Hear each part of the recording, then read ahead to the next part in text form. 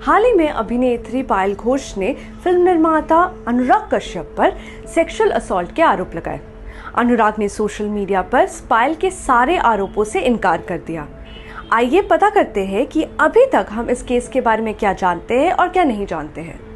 हम जानते हैं कि पायल का दावा है कि वो अनुराग से 3 बार मिली है और तीसरी मुलाकात में अनुराग ने उनको मोलेस्ट किया। हम ये नहीं जानते कि ये सब हुआ कब था। इंडिया टुडे के साथ एक इंटरव्यू में पायल घोष ने कहा ये इंसिडेंट 2014 के एंड में हुआ था, जब अनुराग बॉम्बे वेलवेट पे काम कर रहे थे। लेकिन पायल के वकील ने जो ऑफिशियल स्टेटमेंट जारी किया है उसके मुताबिक 2015 में पायल घोष के साथ अनुराग कश्यप के घर में उत्पीड़न हुआ। उनके साथ बेहद खराब बर्ताव किया गया। पेपरवर्क जारी है। हम 21 सितंबर को शिकायत दर्ज करेंगे। तो सवाल ये है कि जो भी हुआ ये 2014 की बात है या 2015 की। पायल के पास अनुराग पर लगाए हुए आरोपों के कोई सबूत नहीं है। हम जानते हैं कि ई टाइम्स के साथ एक इंटरव्यू में पायल ने कहा है कि उनके पास कोई सबूत नहीं है जिससे वो अपने साथ हुए सेक्सुअल हरासमेंट को साबित कर सके। पायल का कहना है कि अनुराग कश्यप ने उन्हें बार बार मैसेज करके उनसे उनके घर आकर मिलने को कहा था, अपनी होली पार्टी में भी बुलाया था, लेकिन उनके पास इन बातों का कोई रिकॉर्ड नहीं है। पायल के मुताबिक उन्होंने कई बार अपने फोन बदले हैं, इसीलिए उनके पास कोई चैट रिकॉर्ड नहीं है। हम ये नहीं जानते कि पायल के लगाए हुए आरोप कोर्ट और कानून के सामने कहां तक टिक पाएंगे, क्योंकि पायल के पास न तो कोई सबूत है न तो कोई गवाह। मी टू मूवमेंट के दौरान सामने आए कई मामलों में कोर्ट में कुछ नहीं हो पाया था क्योंकि सबूतों की कमी थी।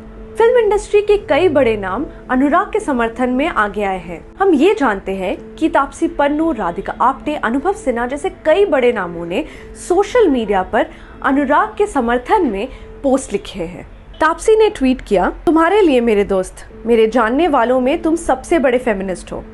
राधिका ने लिखा, जिस दिन से मैंने तुम्हें जाना है मैंने तुम्हारी मौजूदगी में हमेशा सुरक्षित महसूस किया है। अनुभव सिन्हा ने लिखा, आप महिलाओं का धन्यवाद।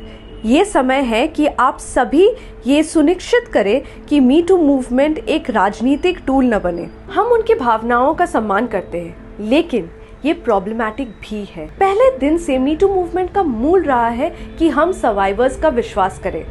हम पिक एंड चूज नहीं कर सकते कि किस कहानी पर विश्वास करें और किस कहानी पर विश्वास न करें। एक और बात जो हमें यहाँ समझने की जरूरत है वो ये है कि अलेज्ड सेक्सुअल हरासमेंट के कोई भी केस में सर्वाइवर को बिना किसी भेदभाव के न्याय का पूरा मौका मिलना चाहिए। हालांकि और एक चीज जो बहुत गलत हुआ वो ये है कि पायल घोष ने अनुराग कश्यप के खिलाफ अपने आरोप में 3 और महिला एक्टर्स को बदनाम करने की कोशिश की। पायल ने मीडिया को दिए अपने इंटरव्यू में ऋचा चड्ढा, हुमा कुरैशी और माही गिल के नाम अनुराग के खिलाफ अपने दावों में इस्तेमाल किए। ये ऐसी एक्टर्स हैं जिन्होंने सालों से कड़ी मेहनत की है इंडस्ट्री में अपना नाम बनाने के लिए। बिना किसी सबूत के अन्य महिलाओं के इस तरह से बेइज्जती स्वीकार नहीं की जा सकती।